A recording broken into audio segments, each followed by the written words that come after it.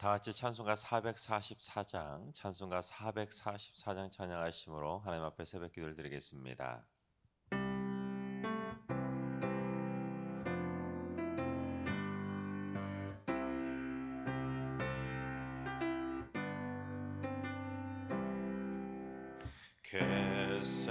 겟세마네 동산에서 피땀 흘린 주의 기도, 십자가의 죽으심도 모두 나를 위함이라.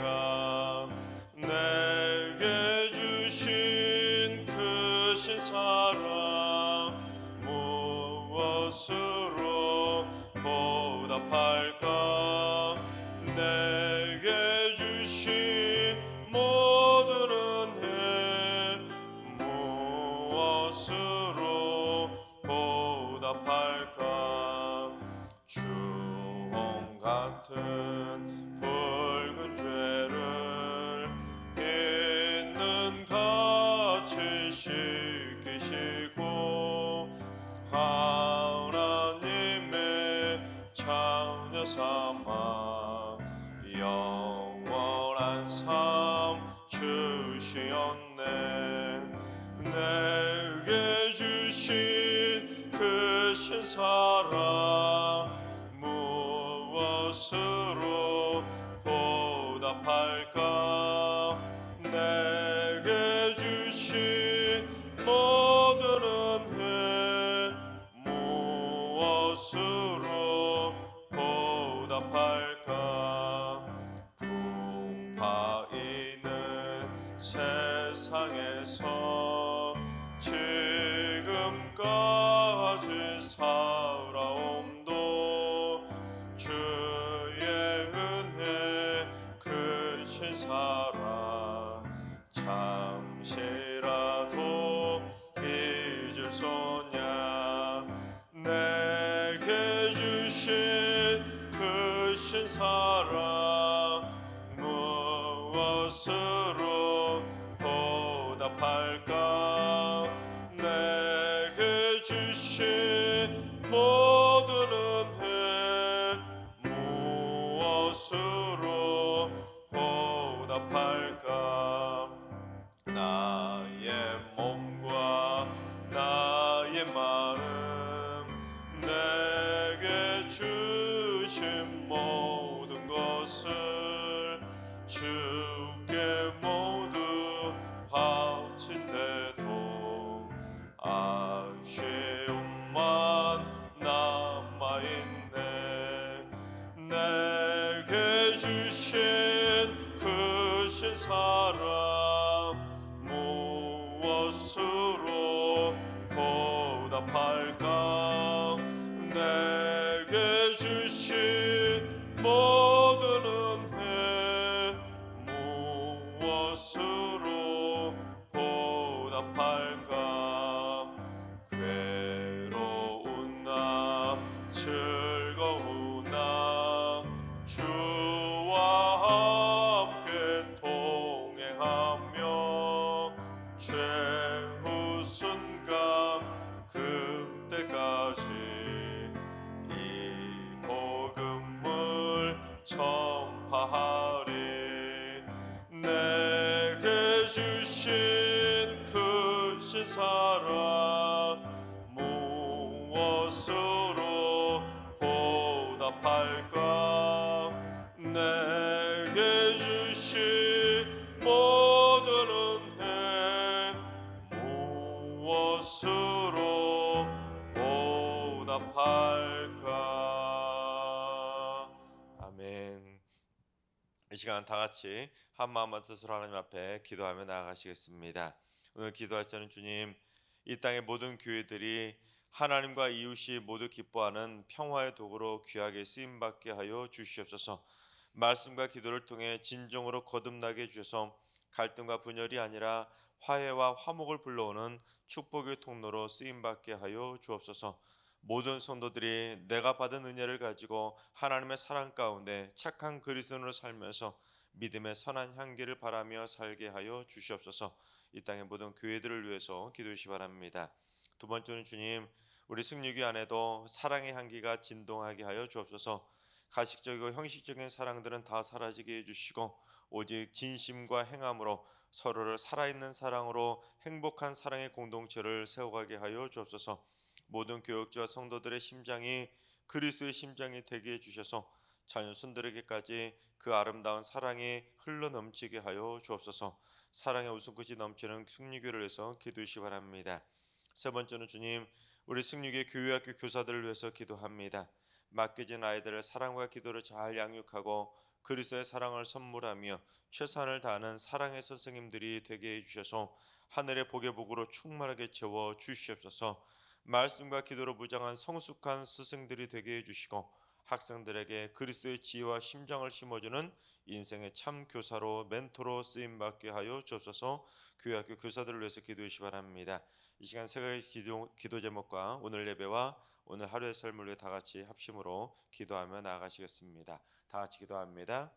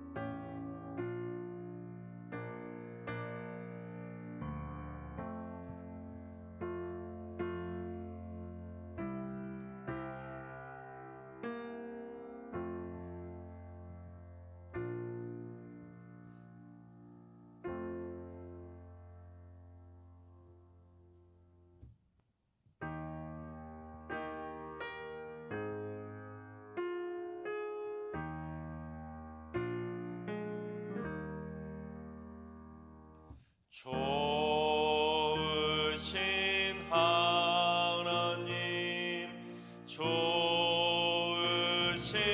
하나님, 참 좋으신 나의 하나님,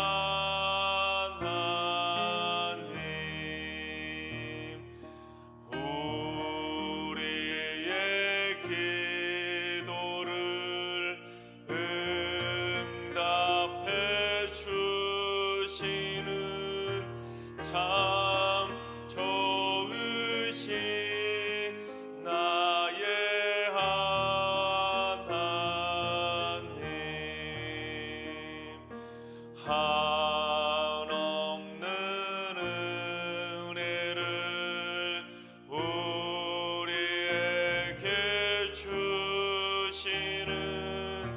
참 좋으신 우리 하나님.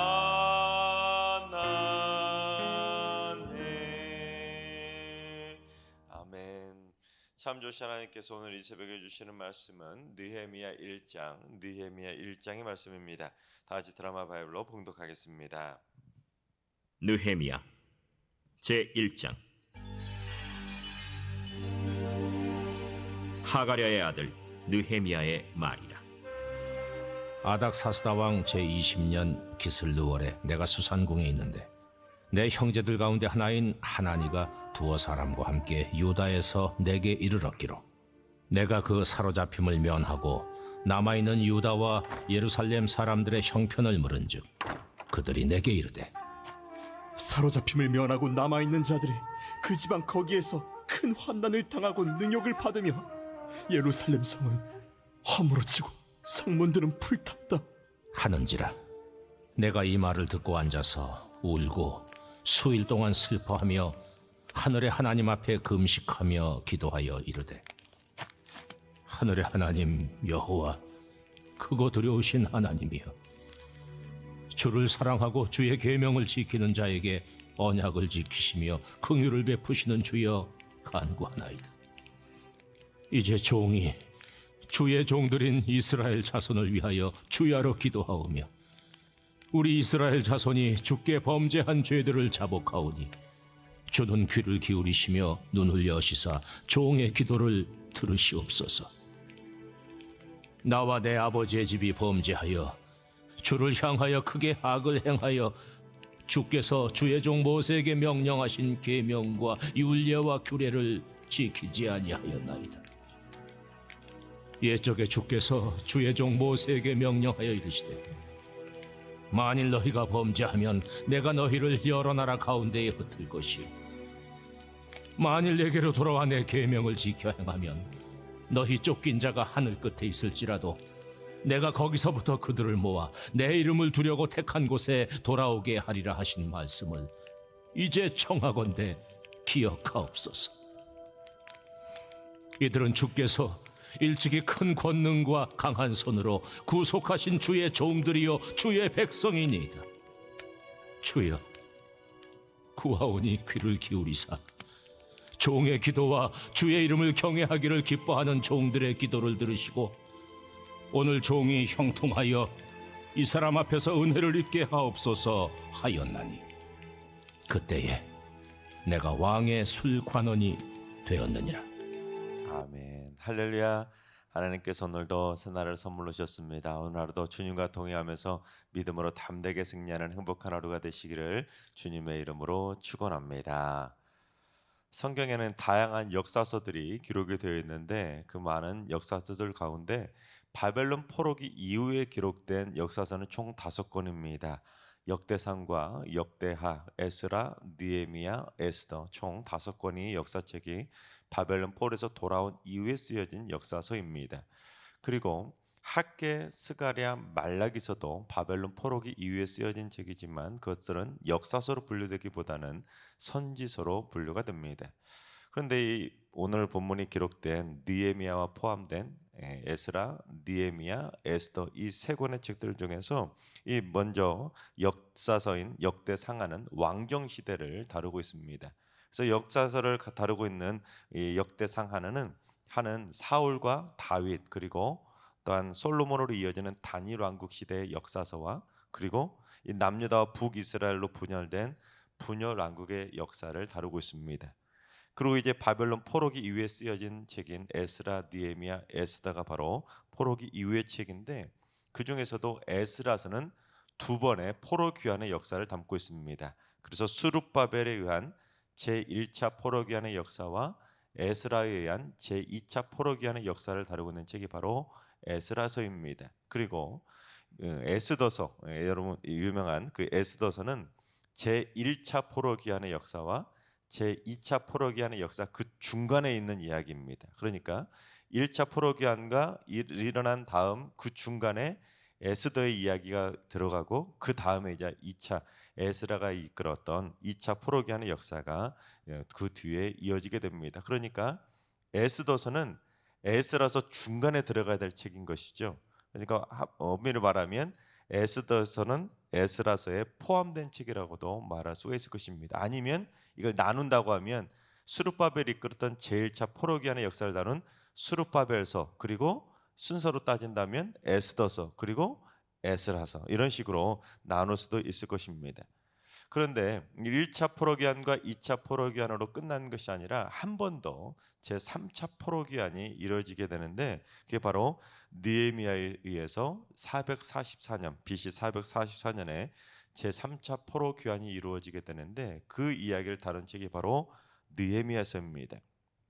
그래서 이 에스라서와 또한 이 느헤미야서는 3차에 걸친 포로기한의 역사를 담아내고 있는데, 특별히 에스라서에는 어떤 내용이 나오냐면 무너졌던 예루살렘 성전을 재건하는 내용이 담겨 있습니다. 그런데 오늘 본문에 기록된 느헤미야서에는 무너졌던 예루살렘 성벽을 재건하는 내용을 담아내고 있습니다. 완전히 다릅니다. 한 끗 차이지만 성전과 성벽은 완전히 다른 거잖아요. 그러니까 이 느헤미야의 상황은 어떤 상황이었냐면 3차 포로기한이 이어지기 전까지는 예루살렘 성전이 그냥 예루살렘 산 위에 덩그러니 성전만 세워져 있었다는 것입니다. 성벽의 보호를 전혀 받지 못하고 성전만 덩그러니 세워져 있던 상황인 것입니다. 그래서 느헤미야 1장부터 이 7장까지는 그 성전만 세워져 있던 예루살렘의 성벽을 다시 재건함으로써 이제 포로 신세에서 어엿한 자주국가로서의 독립의 기반을 다지게 되었음을 보여주고 있습니다.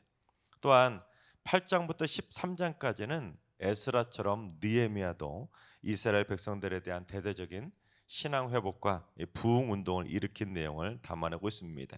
그래서 이 느헤미야서는 어떤 영적인 의미를 담고 있냐면 바벨론의 포로로 끌려갔던 이스라엘 백성들이 고향으로 돌아와서 이제 성전도 완전히 재건하고 성벽도 완전히 재건함으로써 이스라엘이라고 하는 하나님의 신정 국가로서의 면모를 잃어버렸던 나라를 다시 이제 되찾게 되는 그 일련의 과정을 담아내고 있습니다.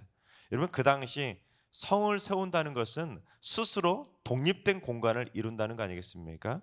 스스로 독립된 국력을 갖추게 된다는 것을 의미하는 것으로 이 느헤미야서는 그래서 매우 뜻깊은 역사책이라고 말할 수가 있는 것입니다.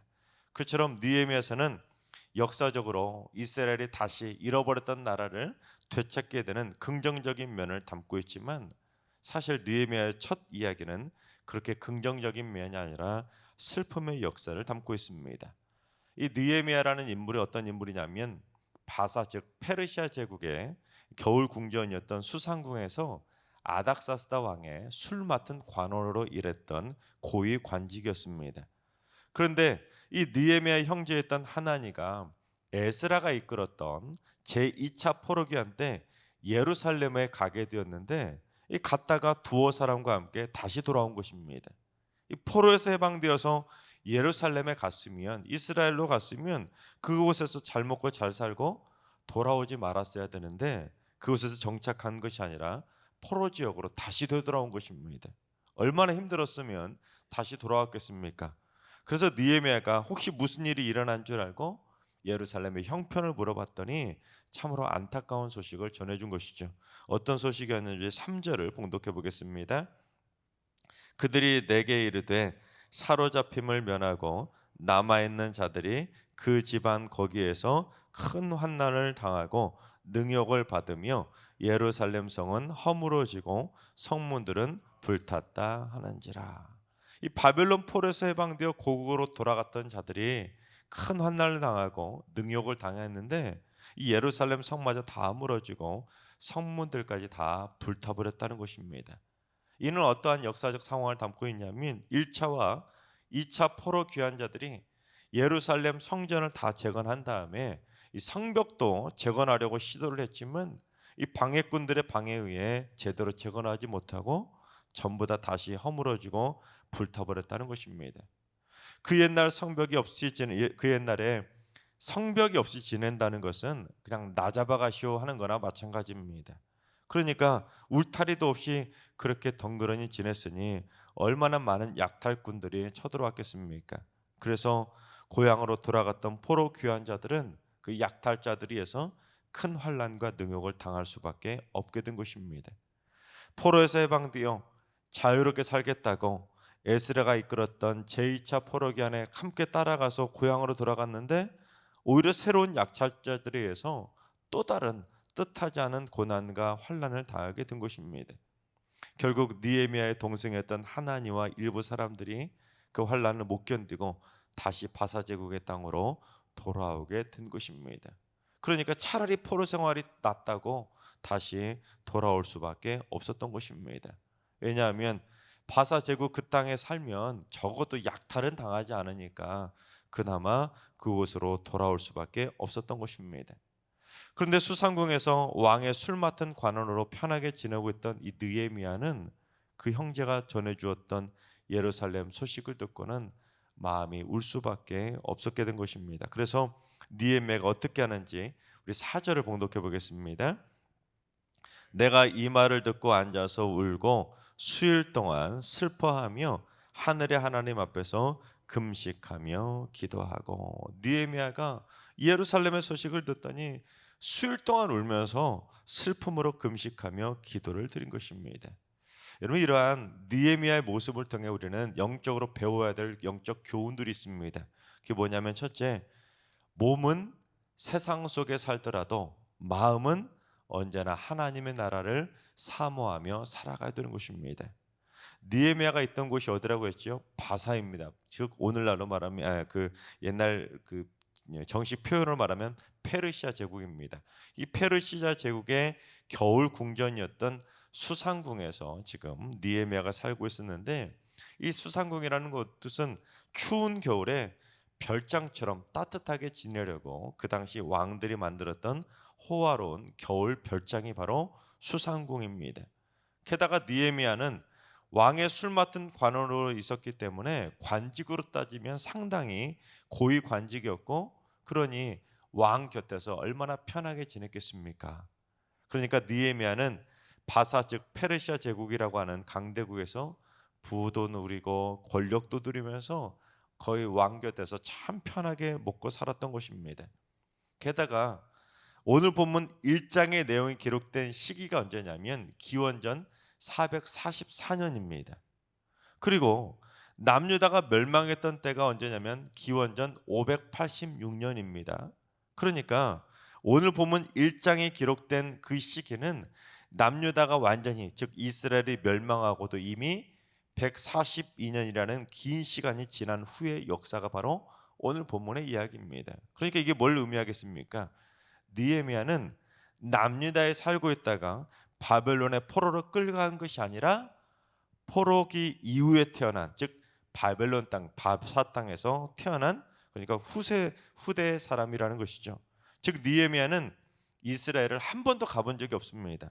142년 이후에 일어난 일인데 어떻게 느헤미야가 이스라엘을 가봤겠습니까? 그러니까 느헤미야에게는 엄밀히 따지면 이스라엘이 예루살렘이 고향도 아니었던 것입니다.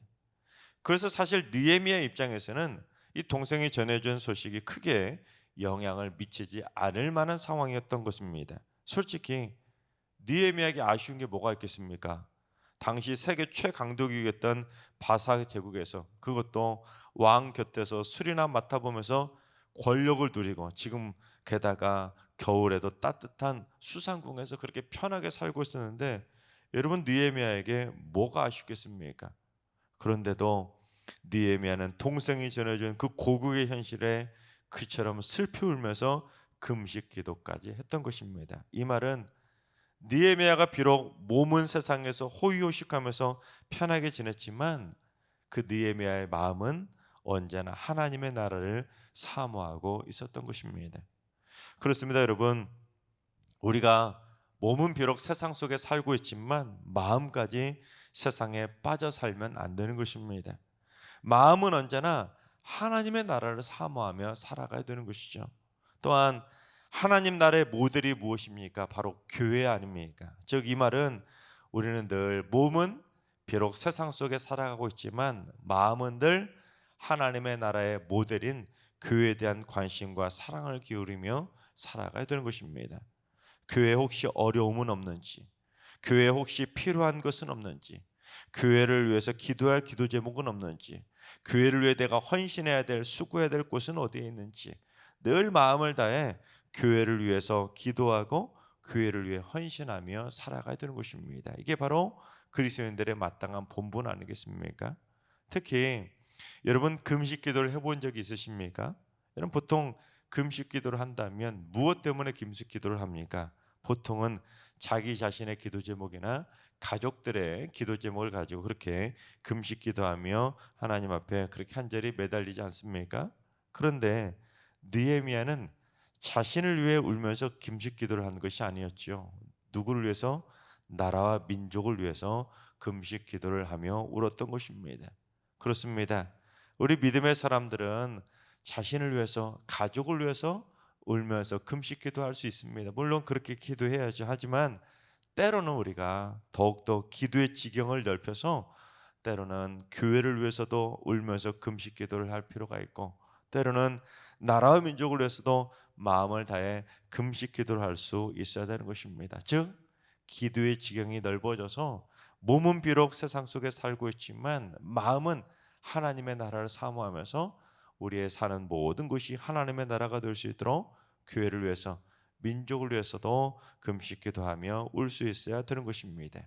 바라옵기는 우리 승리의 모든 성도님들 기도의 지경이 넓어져서 몸은 비록 세상 속에 살고 있지만 하나님의 나라를 위해서도 울며 금식 기도도 하고, 또한 하나님의 나라의 모델인 교회를 위해서도 늘 언제나 헌신하고 교회를 위해서 기도하며 살아가게 되시기를 주님의 이름으로 축원합니다. 두 번째는 기도의 동역자들과 함께 기도해야 응답의 역사는 더 빨리 이루어지게 되는 것입니다. 우리 11절 말씀을 봉독해 보겠습니다. 주여 구하오니 귀를 기울이사 종의 기도와 주의 이름을 경외하기를 기뻐하는 종들의 기도를 들으시고 오늘 종이 형통하여 이 사람들 앞에서 은혜를 입게 하옵소서 하였나니 그때 내가 왕의 술 관원이 되었느니라. 느헤미야는 이 종의 기도에 귀를 기울여 달라고 기도했습니다. 즉 자신의 기도를 응답해 달라고 기도를 한 것이죠. 그러면서 동시에 뭐라고 기도하냐면 주의 이름을 경외하기를 기뻐하는 종들의 기도를 들어달라고 기도했습니다. 이 말은 무슨 의미냐면 느헤미야가 지금 혼자서 금식하며 기도한 것이 아니라 주의 이름을 경외하기를 기뻐하는 종들하고 지금 함께 금식 기도하면서 함께 기도를 드린 것입니다. 여러분 이것이 바로 응답을 빠르게 받을 수 있는 가장 쉬운 영적인 비결인 것입니다. 혼자서만 애타게 기도하는 것으로 그치는 것이 아니라 주의 이름을 경외하기를 기뻐하는 기도의 동역자들하고 함께 기도할 때 응답의 속도와 응답의 강도는 더 확실하게 이루어지게 되는 것입니다. 실제로 그렇게 느헤미야가 기도의 동역자들과 함께 금식하면서 수일 동안 합심으로 기도하자 결국 아닥사스다 왕의 재가가 떨어져서 이 느헤미야는 제3차 포로 귀환을 이끌 수 있게 되었던 것입니다. 그처럼 함께 합심으로 울면서 금식으로 기도했을 때 이방 나라의 왕의 마음을 순식간에 움직여서 결국 포로 귀환의 역사를 또다시 이루게 되었던 것입니다. 그만큼 응답의 속도를 빨리 이루게 되었던 것이죠. 하나님께서 사랑하신 여러분, 우리 모두 비록 세상에서 몸을 담고 살아가고 있지만 언제나 하나님의 나라를 사모하며 살아가는 하나님 나라의 백성으로 살아가게 되시기 바랍니다.